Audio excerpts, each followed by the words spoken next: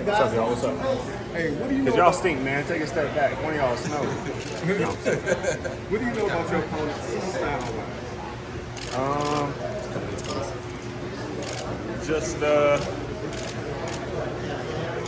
We'll see. We'll see. I know, as far as his mentality goes, this is his chance, So I know he's coming to put it all on the line. I know he really wants to get that dub and prove himself.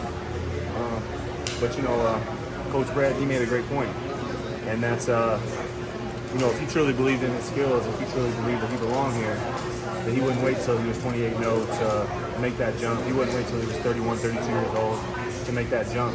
If he believed in the skills as much as he does talk, actions speak louder than words. He would have made that jump already. And obviously, you guys know I believe in my skills. That's why I took the jump with 17 fights, and even in the Canelo and the David fight, obviously I fell short, but the self-belief was there. That's why I took the fights. And the man who truly believes in himself, is usually the guy who's going to come out on top. So I expect to, get my hand raised and passion on 14. Caleb, in the past, when you fought a guy who's maybe been perceived as overmatched, Vincent Feigl, who's likely, even Anthony Durrell, who's a champion in the past, you've kind of made it look like they shouldn't have been in the ring with you that night. Is this the same outcome with Trevor McCumby in this one?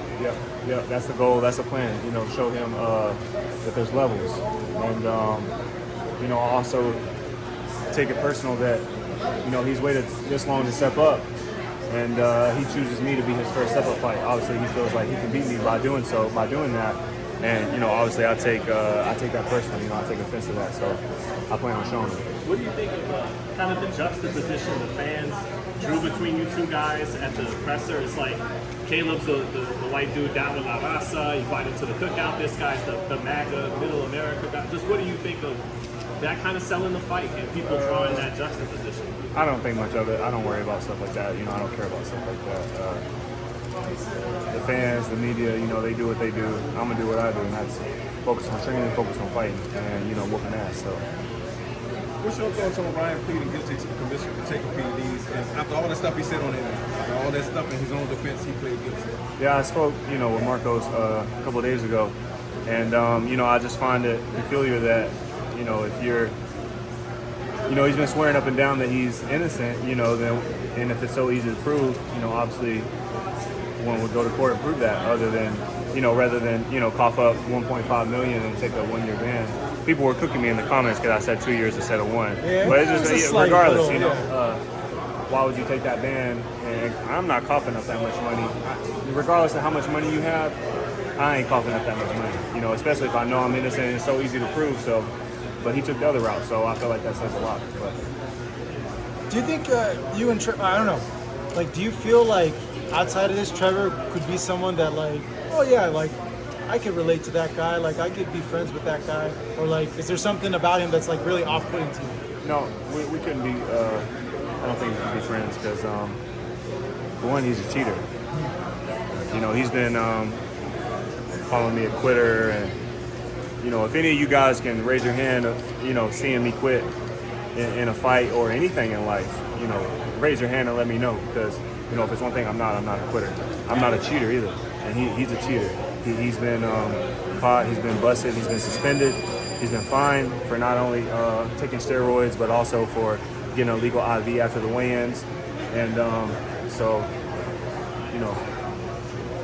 that's not my type of guy. So we brought that up with him about what happened, and he said, oh, it was a tainted supplement, people, that happened 10 years ago, people need to stop bringing that up. Of course, because he wants, you just said it. No, you just said it, Marcos. Wait, what did I say? No, you said it. I said what? You said it. Yeah, everybody heard Marcos. 10 years. But, 10 years. Yeah, I just won't vibe with somebody like that, so, He also said he feels like, he talked about the convo you and Canelo had towards the end of the fight, and he feels like he could break your will. That's what he thinks he's going to do, is break your will. What do you... Based off the conversation that me and Canelo had after the fight? That was During the fight. Yeah. Oh, during the fight. So, Man, I feel like there's a huge misconception on that conversation. I feel like a lot of people feel like I was asking Canelo if I'm good, but I'm being sarcastic, I feel like in that fight, a lot of people didn't expect me to have really any success. And up until that point, I felt like I had quite a bit of success. That was a really close fight. And so, and another thing too is after the first couple rounds, I would look over, I see Canelo would be standing up during the rest. I'm like, oh yeah, he's trying to do me like he did Chavez Jr. I'm like, oh no. And then a couple rounds later, I look over, he's sitting down on the stool. I'm like, yeah, that's what I thought. You know, you thought it was going to be a cakewalk, but it's not going to be that. So when I'm fighting, I'm like, yeah, I'm pretty good, huh? I'm pretty good, huh? Like, I'm better than you thought. I'm doing better than you thought. I'm doing better than everybody thought. And some silly people thought, I'm like, really asking him, am I good? So, but if that's how he feels, cool. We can have a conversation during the fight. Andre recently called you out to fight. What's your thoughts on that? Who? Demetrius Andrews. Yeah, Andre. I've been getting called out by a lot of people as of late, so, you know, get in line. Okay, what's the website? Well, as of now, it's been EdgarBerlanga.com, but we sold out, you know, basically first day. So Revenge tour. Revenge tour, yes sir. So have to wait till the next drop. You gotta be on it. After this fight, who you talking to at 160? It'd be nice to get the. I feel like the Charlo fight is a great fight. You know, he's been back in the gym training. You know, hopefully he's got his head on straight, and that would be a big fight for boxing. So we'll see. How do you, Caleb? How do you foresee like this next year? If you were your own matchmaker, and if you could make these fights, who would be the next 3 series of fights for you? I want to fight with Charlie. I want a wrestling match. me and Charlie next. Yeah.